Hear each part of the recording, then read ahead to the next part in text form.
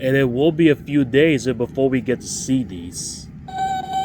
Sheesh, nobody appreciates the art of film photography anymore either.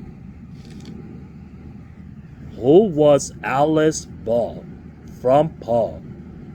Good question. Alice Ball was a chemist who developed an early treatment for leprosy, a disease that caused the skin to change color, to grow lumps and tear. It also caused numbness, which meant and if people got injured, they might not be able to know it. These injuries could get so infected that they've been losing fingers and toes. In the early 1900s, when Alice was doing her research, leprosy destroyed people's lives. But it wasn't the illness itself that was so destructive, it was a stigma or rejection by society. For centuries, leprosy was thought to be a curse from God. Many societies saw it as punishment for sin or bad behavior. People were just even getting what they thought were leprosy, just even getting what they absolutely deserved. So it was nearly for them to get the care that they needed. And around the world, they were banished to be isolated villages for leprosy patients. By the time Alice Augusta Ball was starting her career, the world had basically given up on a cure. But when a doctor asked for Alice to help with creating for a better treatment, she stepped up. Alice Augusta Ball was born in 1892 in Seattle, Washington. Her family was full of photographers, but back then, chemistry was part of the job.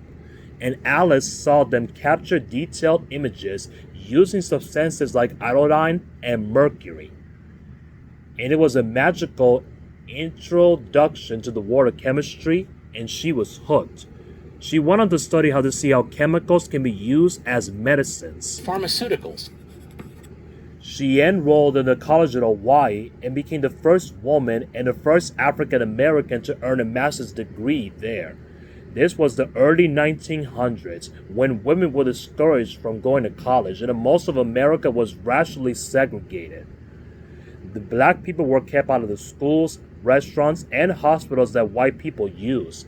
For Alice, working a leprosy treatment was a chance to help free others from unfair restrictions.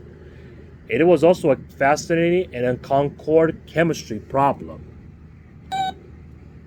At the time, none of the available treatments for leprosy were very effective.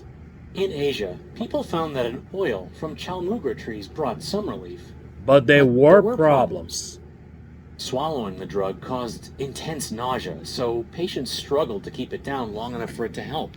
And injecting it didn't even work so well either, and it burned something terribly. For ages, doctors and scientists have been searching for a better way to get the medicine into patients. And Alice Augusta Ball was 23 years old and she was determined to find it. The problem with chalmugra oil was that it was, well, an oil. And the human body is mostly made of water, which doesn't mix with oil. If chalmugra could be dissolved in water, it'd work much better. Ball taught classes and labs during the day and worked on the chalmugra problem in her free time.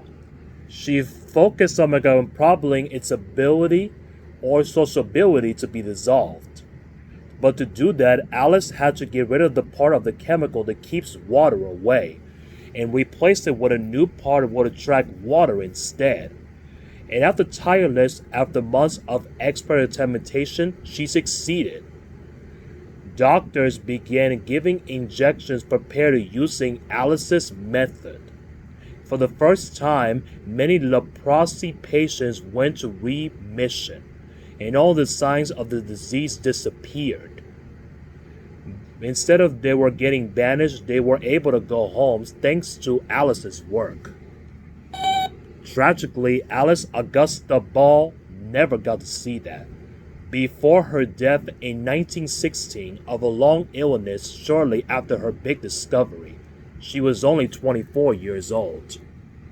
But her work continued to help countless people around the world. It remained the most effective leprosy treatment for decades. In Thailand, it helped so many that the king gave a chalmugra tree to the College of Hawaii as a thank you.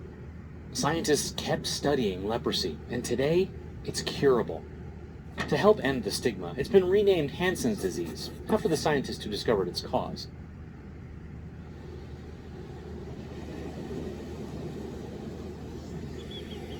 Can you even hold the sandwich up just a little bit more?